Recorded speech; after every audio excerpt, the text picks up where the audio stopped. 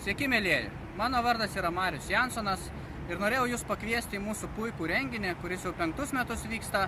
Tai yra šeimos finansų savaitgalį, kuris vyks spalio 29 dieną. Šis renginys gimė todėl, kad iš tikrųjų buvo poreikis iš žmonių, nes žmonės pastebėjo, kad turi daug pasirašę finansinių sutarčių, ir pensijų, ir gyvybės draudimų, ir paskolas, kas turit pasiėmę, ir mokesčius mokat. Ir mes pastebėjom, kad yra daug ką taisyti tose sutartyse, nes ne visi suvokia, ką pasirašė.